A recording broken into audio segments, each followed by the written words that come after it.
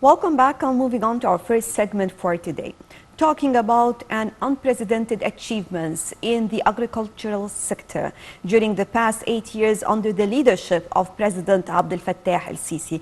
We have horizontal expansion, we have vertical expansion, in addition to many projects when it comes to food supply and also fisheries.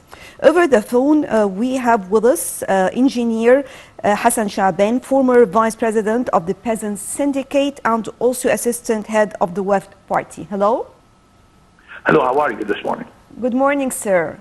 So morning first, I would like to shed the light on the expansion that took place in the agricultural center, especially when it comes to the 5 million new acres reclamation and also taking place in New Delta and in Sinai.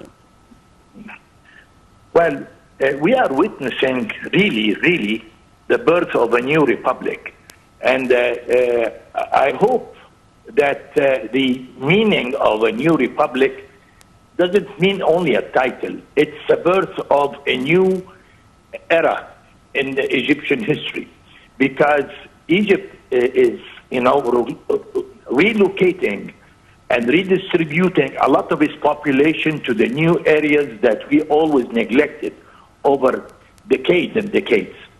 And the development of the desert is the task that we are facing to secure, our needs of crops, different crops, strategic crops. Projects in Sinai, projects in New Delta, projects in the future of Egypt. All of this pours only in one direction. We are increasing the area of the agro land by at least 20%. So we have very ambitious programs in Sinai. We have very ambitious programs in the Western Desert, adjacent to the old Delta. We have the new Delta. We have a lot of projects going on in different areas in Egypt. We prepared the infrastructure required for the land reclamation in these areas. For example, the two huge aqueducts that passes under the Suez Canal that we could transport and transfer the water required for irrigation under the Suez Canal to Sinai for the first time. And we have a very ambitious program to cultivate at least in the first phase 500,000 faddan in Sinai. Also, of course, we all know about the new Delta project, the 1.5 million faddan adjacent to the Delta. All of these activities actually will add new land to the agro land in Egypt.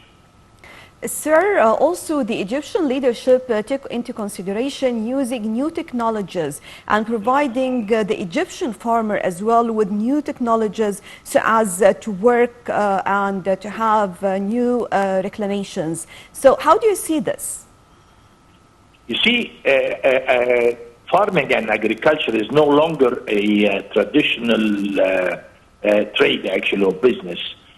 There is a lot of science and a lot of technology involved now in this profession.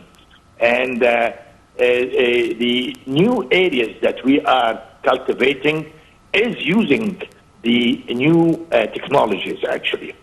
So definitely we're using new methods and modern methods in irrigation, in climate control, like the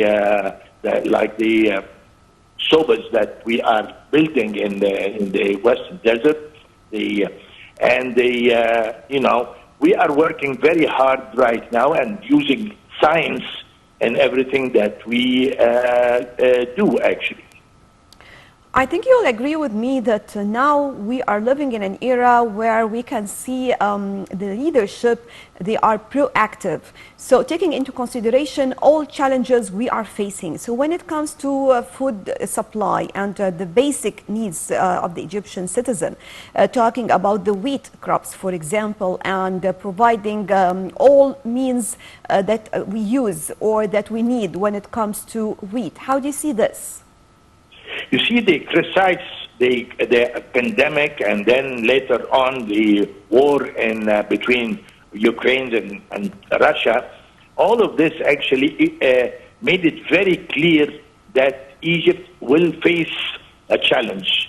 We need to be self-sufficient or very close to being self-sufficient in the strategic crops, like the wheat, for instance. And we grew a lot of large areas of wheat this season, and hopefully we will be able to face the coming period till we grow a new crop next October, because we start growing wheat in the beginning of autumn, and it goes all the way to spring, so it takes about 6 months. And, we had a very ambitious plan to grow wheat in Wainat, close to Tushka, and in the new areas that we're cultivating.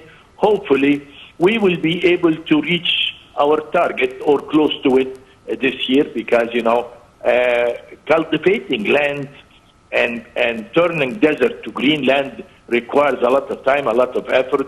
Added organic materials to the sand to be able to support the new plants. All of this requires a little bit of time, but we are on the right track actually, because the new areas that the government chose are the right areas actually.